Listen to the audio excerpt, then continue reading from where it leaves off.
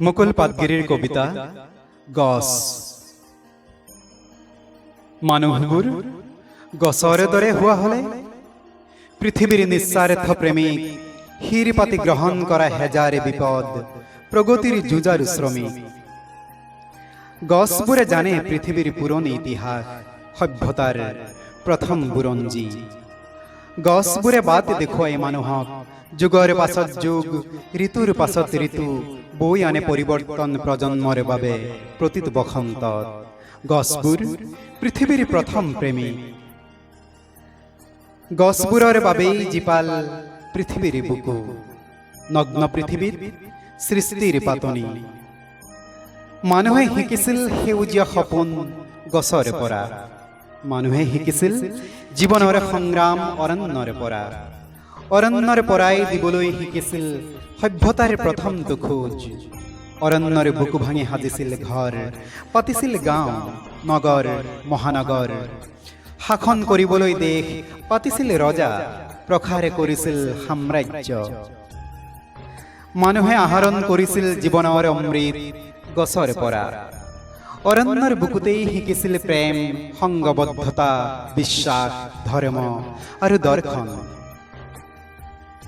গছবোৰ নোহোৱা হলে হেৰাই যাব বিলাস প্ৰিয় মানুহৰ ছন্দময় জীৱনৰ গতি। গছবোৰ পক্ষীৰ নিলয়, গছবোৰ সেউজীয়া উৎসৱৰ অপৰূপ আলয়। গছবোৰে পাৰি দিয়ে শীতল দলিচা, সুখময় কৰি তোলে যাত্ৰাপথ পথিকৰ বাবে। গছবোৰ নোহোৱা হলে হেৰাই যাব কবিৰ কবিতা। গছবোৰ আছে বাবেই সূৰ্যৰ বিচিত্ৰ ৰহন, সেন্দুৰ অথবা সোণালী ৰ'দ। গছ অবিহনে নাথাকিব জোনাকৰ স্নিগ্ধতা। পৃথিৱীৰ শুকান বুকুলৈ বৈ আহিব নীৰৱ নদীৰ নিচিগা ধাৰ। তথাপি মানুহে অৰণ্য ভাঙিছে, গছ কাটি তহিলং কৰিছে সেউজীয়া মাটি।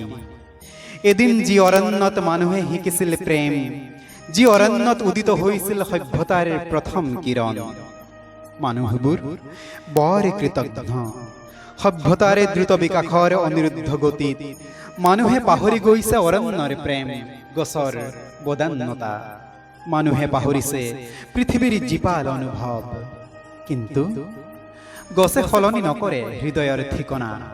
গছৰ প্ৰেম মানুহৰ সতে, গছৰ প্ৰেম নদীৰ সতে, পাহাৰৰ সতে, গছৰ প্ৰেম পৃথিৱীৰ সতে।